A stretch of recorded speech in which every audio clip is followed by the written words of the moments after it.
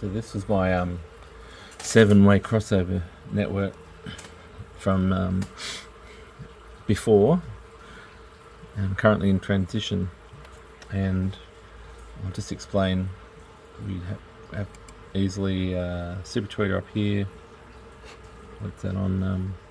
11k peak tweeter at 4.3k peak,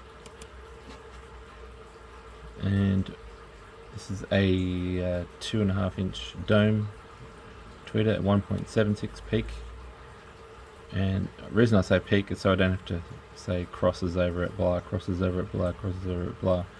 It's easy. So this peaky 1.7k acoustical crossover to the next one, it's 2.8, and its peak, like I said, on this one's around 4.3. And so going down to the D76 AF, which is a 3-inch dome tweeter I had in the sale. Its peak was about 600, 700 there, and it faded fast. Like the most you could get out of it, there's acoustic crossover was around the 400 to 500, and if you tried to give it any 300s or so, it was really not going to do that. So that was the limitation of my sale. I'll just turn off the subs there for a sec. This was my sale, 4-way sale. It was limited by the lowest frequency of the 3-inch dome. And so the next step, as I've said in the last video, is to get a 6 or 7-inch up into the sale region. And I first of all did it by trying to move it halfway up the door into that side knee kick. And I liked it, I was happy. I was getting a lot of on-axis vibes, but still not quite high enough to give me that full stage presentation I wanted at eye level.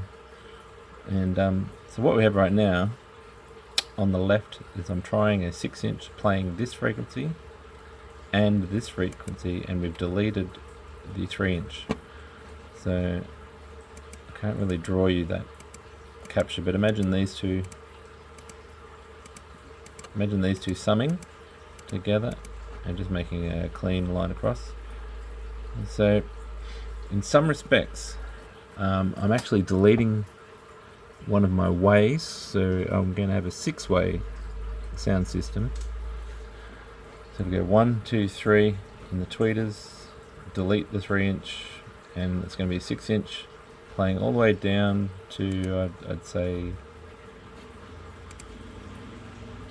a 6-inch, say crossing over at 100 Hertz into the 8-inch secondary sub. So yeah, somewhere in that 100 Hertz, 80 Hertz crossover.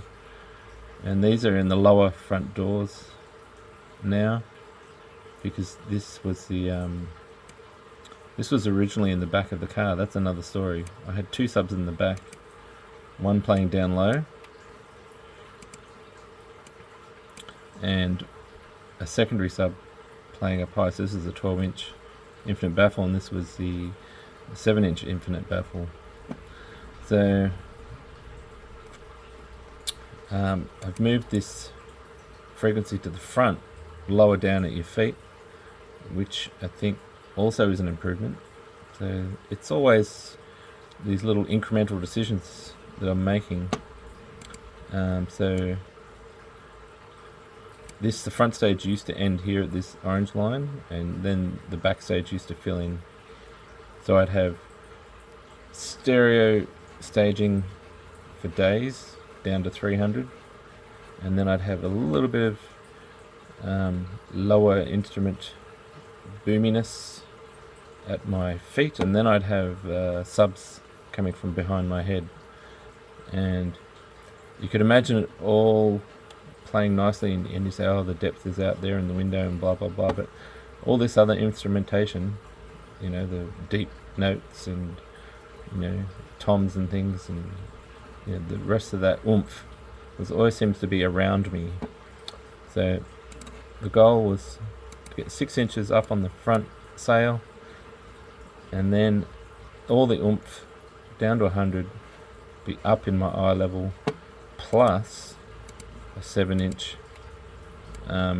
coming from, instead of projecting from behind me, this is now the footwell, which is just all, it feels like the subs are basically in the front stage now. And this last sub, it just supporting this sub really. This sub's doing all the work, and this sub is just whenever there's a low rumble or some 808 that this speaker can't fathom, and then this one does it. But yeah, really fills out the cabin. So everything from this green line to the top is now at the front of the stage. Everything from this baby poo orange to the dark blue is now eye level. And we're working on that, so we've still got to construct the right hand version. And I'm still tossing up whether I need to focus any of the energy through here as in the old stage. So everything below 300 used to go through this hole quite well, and just in my rough testing I can't really get the 100 Hz 6 inches to play nice through this device, so we're going to maybe put that aside for now.